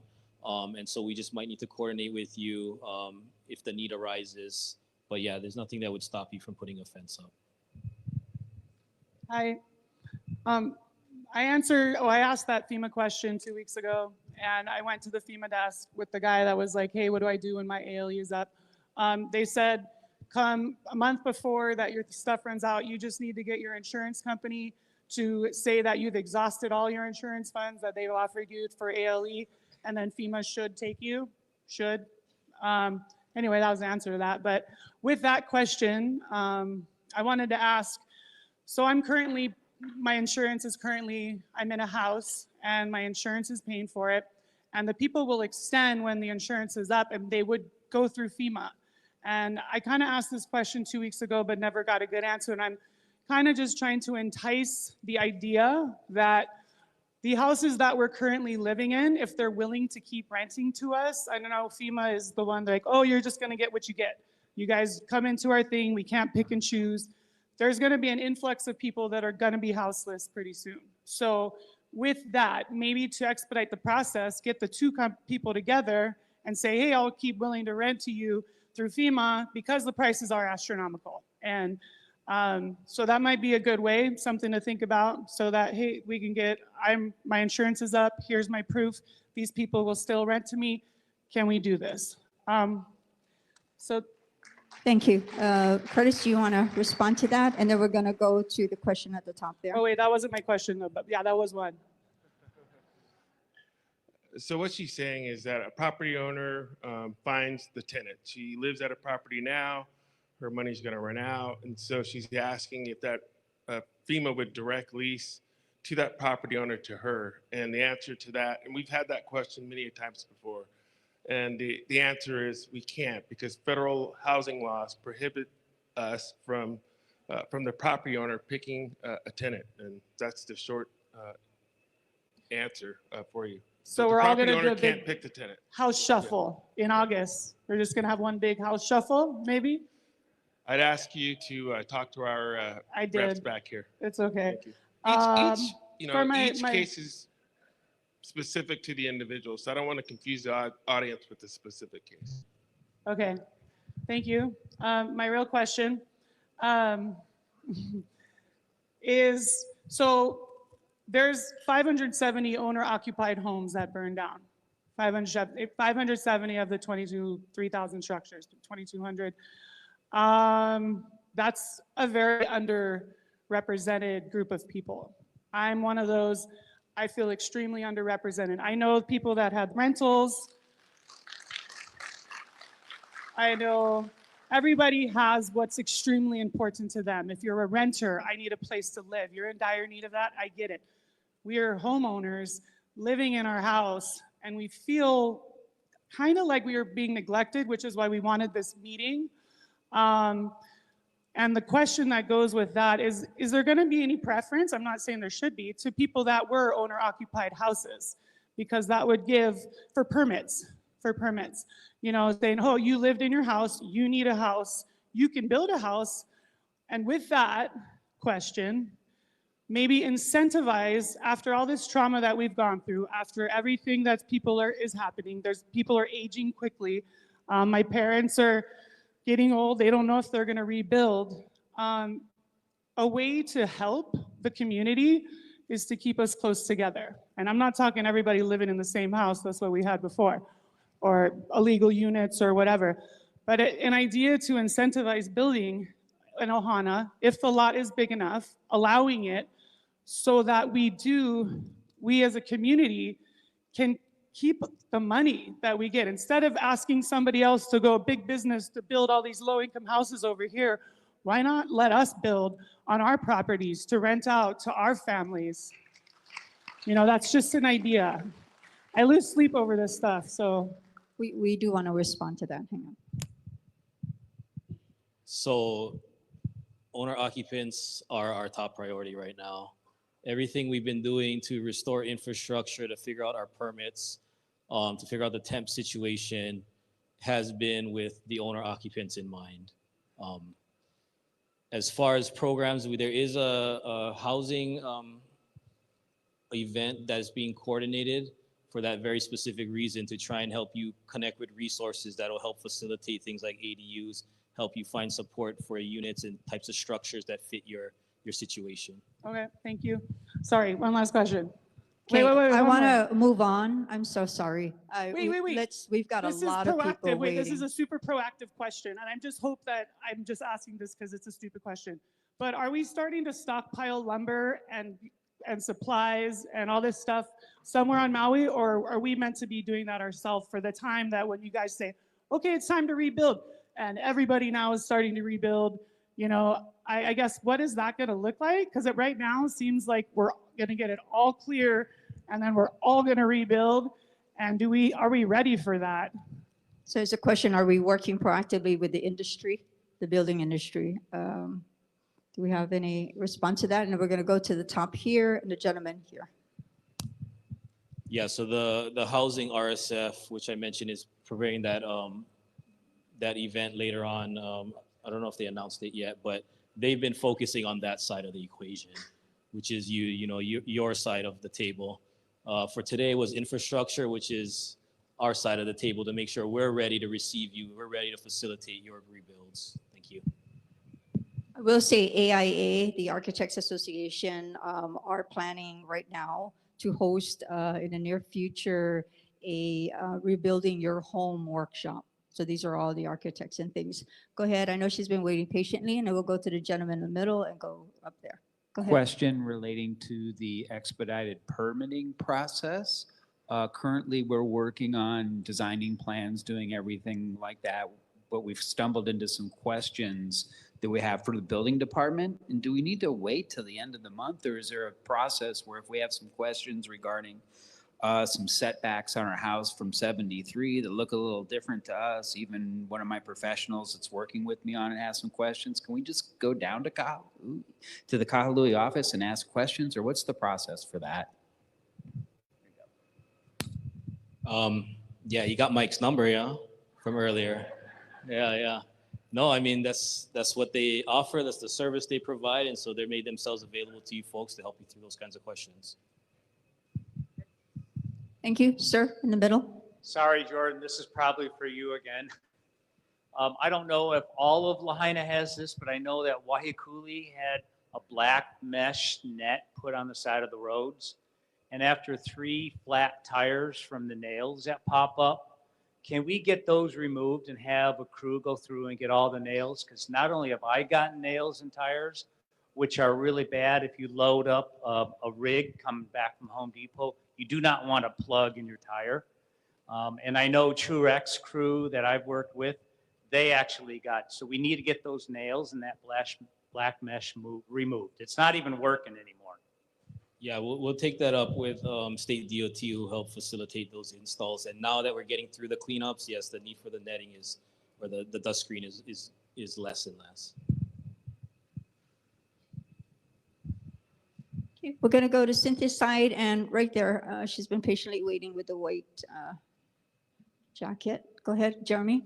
I get 5 questions in total. Number 1. Jeremy, No, I get 5 questions. questions. I've been asking for the last 2 months. Number 1, when is the go date? So you guys can give out our closed package. When can all of us actually start building? Are we gonna put infrastructure first? So Waikuli, you guys gonna put underground utilities first, or we're gonna let residents back in first? When is the actual start date? Brothers, sisters, you guys go. You get your permit, go. As soon as you get your permit, go. Okay, so on that, this question, who gonna do the survey, the site survey? Because I officially cannot submit my architectural plans because I don't have a site survey. And I'm almost $6,000 for pay somebody, at minimum $6,000 to pay for a survey done. You should find another quote if they quoting you $6,000. You been out there? You been dealing with quotes there, Jordan? Because I paid for mine in 2011 and it was $5,800. Well, let's talk story. You might have got Well, the county should pay for this, not the homeowners. You guys are already making us pay for gravel for being moved around.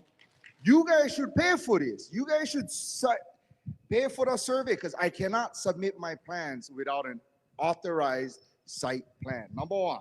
Number 2, let's talk about land swap for people. Can that actually happen, or is it specific neighborhoods? Who's eligible for land swaps? I'm gonna have to defer to somebody else. I'm not familiar with what program is officially in place to do land swaps right now. Last one.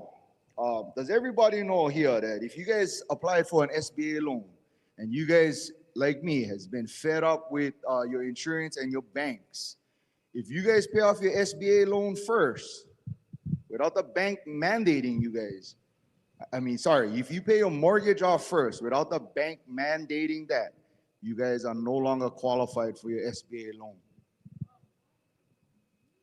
You guys know that. So I would like SBA to speak on that because I was told if I willingly on my own paid off my mortgage, I no longer qualify for the SBA loan. So can somebody from SBA speak on this? We the do have public someone from needs to know. SBA here, so she's coming up right now. Thank you, Jeremy. And then we're going to go to at the top there and then to the front here from Small Business Administration. Can I just get your application and I can look it up for you? And I can ask.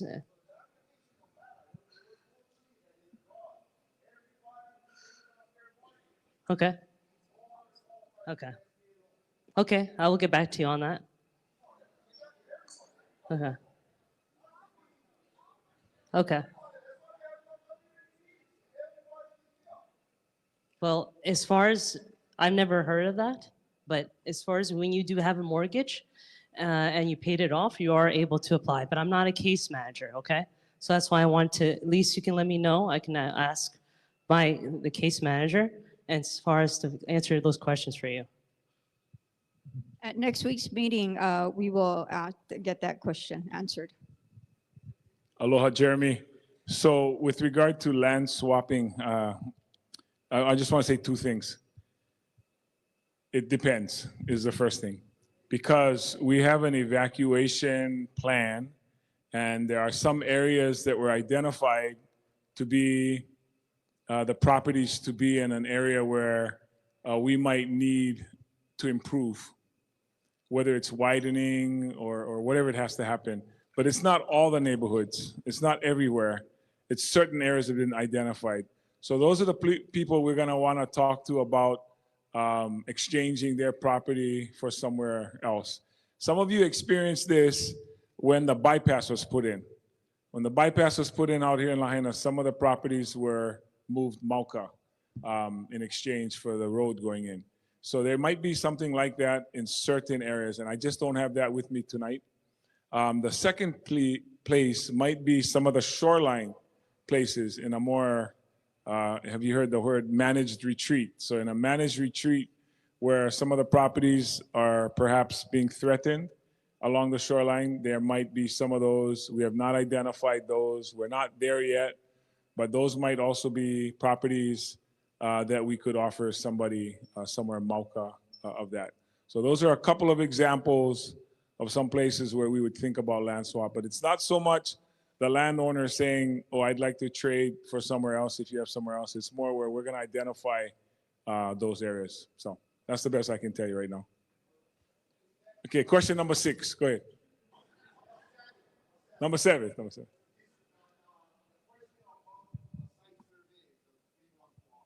Yeah, you know, we're working with some companies, and I'm not ready to announce that now because it's going to require the county entering into a contract.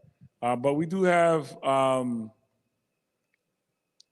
would I say, we do have companies that have come to us that can offer those services more from, it's not the old style of surveying, but something with drones, something that they use drones and they use other, I don't even know the technology. I sat in on the meeting and we're still deciding if that's something we as a county would invest in. But I can tell you, if we can do it with no cost to you, that is what we will try to do. We understand what you just talked about. But I'm not here to promise this because again, we're still in negotiations with folks that, there are a lot of companies that come to us at times like these to offer us services that they expect we will need or that you will need. So lots of folks have come knocking on our door saying, oh, do you need this? We can offer you this, we can offer you that. So we're trying to be real good about which ones. I only ask one question when people come to me and ask it in that way, is who stands to gain from this exchange? If our people are gonna gain, then that's a good decision. We do that one. But if somebody's gonna gain and we lose, then that's not a good one, even though it sounds inviting. So I appreciate you giving us a chance to try to talk with some folks so that we can deliver a service for you guys. Thank you, Mayor. Okay, ma'am, thank you for waiting patiently, and then following you, we're gonna go to that end. Go ahead. Thank you so much for hearing me today. I recently went to re-up my homeowner's insurance, and I was insured with State Farm, and they have told me that they are not renewing any policies here in Hawaii. So I got on the computer, starting applying at a number of other insurance companies who are also not renewing insurance here in Hawaii. Who would be the person to talk to, and is our state going to do anything to help fund insurance for those of us who've had this catastrophic loss, and due to that catastrophic loss, our policies have been canceled? State Insurance Commissioner. He actually came to a couple of our meetings, works for the state. His name is Gordon. If you actually look up him, he's pretty good at responding. And the question is, industry-wide, what is the Office of the State Insurance Commissioner able to do for the people here? That would be my answer. Because right now you have to go through a long process where Sure. they send it off to their, I can't think of the word right now, people to go through them. And the process. For anybody buying real estate or trying to renew their current policy, it's been a nightmare. I would go to the State Insurance Commissioner's office. Thank you Thank you so for that very question. much. We've been at it for a couple of hours. We're gonna go right here where Cynthia is holding the microphone. First, And then in the front row. I just want to thank all the supports right off the bat, and all the questions have been really insightful. Thank you. In terms of removal of contaminated things on the properties, I know there's been cars and all types of things burned on my driveway and a lot of the cement sidewalks and all that. Is that, where would I dispose of that? If that's going to be our responsibility, where does that get disposed of, and where do I, or how do I dispose of it even? Who do I call to dispose of it? They're doing a Junkin poll. Oh, look, now we have, okay. Oh. Okay, here you go, Mike. So if I'm understanding the question, it's a driveway that you want to get rid of or gets broken. So we do take that at the Central Maui landfill. You know, you have to make an appointment. Usually a contractor is going to know the process and be able to help you get through that process so you can bring it to the landfill. There are concrete recyclers that if you can get it clean enough, meaning, you know, remove the rebar, metal or organics, then they'll take it and recycle it.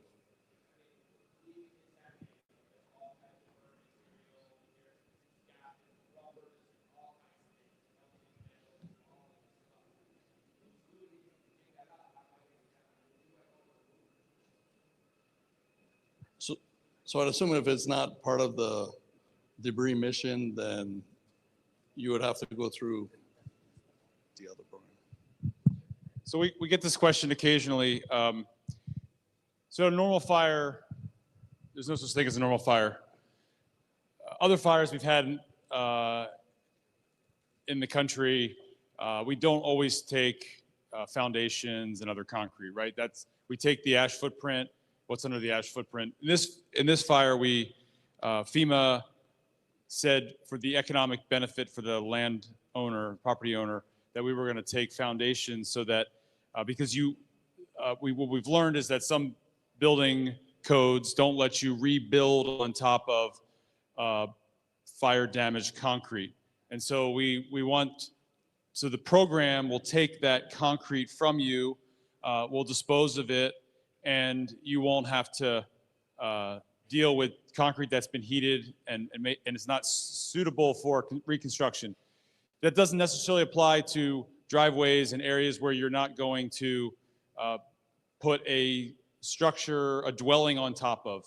And so we've tried to I'm not going to lie to you, we probably haven't, if you were the first house done versus the 661st house done, we might have refined our process a little bit as we worked through what we were going to take, and as we got all of our contractors calibrated to what the contract calls for, and what the intent of FEMA was in terms of removing the foundation that could be so that the landowner could rebuild and have a clean slate. That probably might not answer your question, but that's where we're at right now. So yeah, I don't know. I mean, I'm assuming you would call a demolition type company who would come with the equipment to cut that out or remove that and haul it to the Central Maui landfill, or to a concrete recycler who could recycle that concrete. Okay, we're getting closer. We're going to go here and then to the top corner and then back to Cynthia. Go ahead, ma'am. I live in a development, 94 homes were destroyed. The HOA is applying to permit all structures destroyed. 70 of these homes previously have been approved through the SMA minor process. As a development, is there a fast track for us?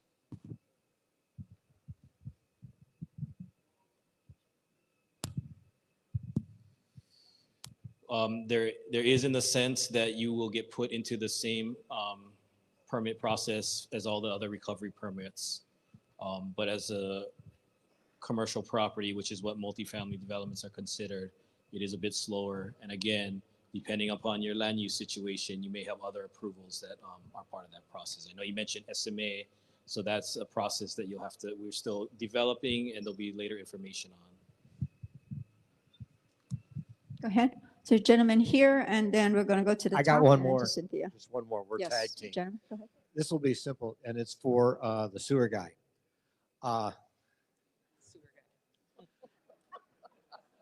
The sewer guy will be Yeah, right here. I don't remember names anymore. I'm too old. Go ahead, Bob. With regard to the pumping stations, are they all mechanically repaired and just waiting for the piping to be done and all the other stuff on the treatment to be approved, or is there still repairs that need to be done on the pumping stations? Yeah, they're not yet repaired. They're just put back together as best we can. We may have temporary pumps in place, or we definitely don't have backup power. So that's yet future, but we're going to make sure they're functional. We're going to do some temporary repairs to a couple of them just to make sure they're going to go ahead and work. But yeah, pretty much all of them are going to need to be rebuilt or at least refurbished. Thank you, sir. Thank you, Bob. We'll go to the top there and then to this far left, and we're going to take some online questions. Go ahead. Is it on? Oh. Hi, Mahina. I want to come back to Ina's issue. I feel like it was discounted as a very specific homeowner issue, but I would like FEMA to come back with an answer for the community, because we are all sitting in rentals right now, and it took heaven and earth to find these rentals. If there is a way that we can figure out how can we stay in the rentals instead of shuffling us all over the place. I mean, that's a secondary, or some of us third, fourth, fifth trauma. You know, we're gonna do a million steps just to come back to step one. We already found homes. Can FEMA, whoever the powers that be, I mean, I don't like that you just hang the question on, oh, that's just how the rule's written. How can we stay in the homes that we found and still qualify for FEMA assistance? They've moved heaven and earth to change things around in other FEMA issues.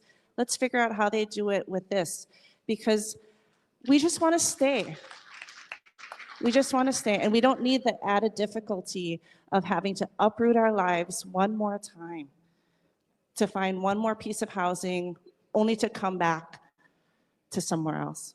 Thank you. Thank you. So I don't know if this is for future solution, but the question of FEMA is there an option, a way forward that addresses that? This is back to the property owner matching the survivor. Yeah. So I'll have a more defined answer for you on Wednesday.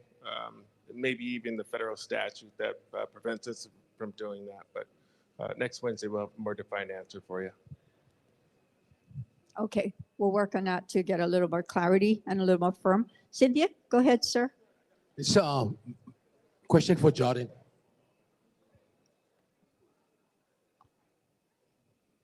Go ahead. A couple days ago, I attended a meeting, and the rebuild was discussed. And according to the information we got, they told us that be aware because the building codes are gonna change, and it's gonna affect the cost of building our homes. Because Hawaii has been lax in complying with the building codes in the past, they're gonna come and make Hawaii pretty much the same standards as what California is doing right now. And for example, they gave us new homeowner builders on Oahu right now. If you're building a new home, if the fire hydrant is so many feet away from your house and it's far, you're gonna have to mandatorily put in a sprinkler system in your house. And the use of exterior fire retardant material is gonna be required. So my question is, can you find out if we're gonna have to comply with the same standards or not? And can you find out if we're not gonna have to comply with that? Because the cost of materials right now is skyrocketing, yeah? And part of my friends and I, we wanna put 40-foot containers on our lots and start buying material because it's starting to go up. So my second question is, if I put up a 40-foot container to store material, is that gonna be considered a temporary dwelling that I can put up only for 180 days?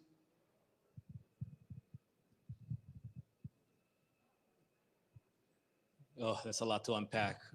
First one, building codes. So we have adopted a new building code that earlier this year, it's the 2018. Previously, we operated under the 2012. Those changes, from what we've assessed so far, are minimal. The biggest impact is the wind zone. So if you live on the upper top, you might see some changes, but otherwise, so far the feedback is it's not that bad. Fire resistant materials is not a requirement. We urge you to consider that kind of stuff, and we're going to be putting out guidance on some easy ways to, fireproof or make your house more resistant with some small things like the siding you choose and how you structure your soffits, and a lot of it's landscape management. Temporary for the containers, yeah, we got to talk story, but yeah, we probably gonna want you to pull and permit. But because you're gonna be doing storage, right? You're not gonna be living inside. A little bit easier. We don't have to worry about wastewater and utilities and things like that. But yeah, we're happy to talk story with you. Thank you. Okay, we've been at it for a couple hours, so I'm going to take a couple of online questions. Jordan, this might be for you. It's been very difficult to find a local architect to do our home plans. If we use a mainland architect, do we still need a local stamp, or will there be an alternative option to approve out of the state plans? No, unfortunately, you have to have an architect license in the state of Hawaii. I think this one is for Aaron, if you know the answer. Is Kuhua neighborhood included in the neighborhood planning meeting this Saturday? Are you familiar with? Okay, yeah. We've seen mentions of considering this neighborhood for additional ingress as well as wider roads. So is Kuhua neighborhood included in the neighborhood planning? The answer is yes for whoever did this. Want to mahalo all of you who have been at it very long. We will be here. We're not running away. Our team will be here. Please come and see us for additional questions. Thank you all very, very much. Aloha.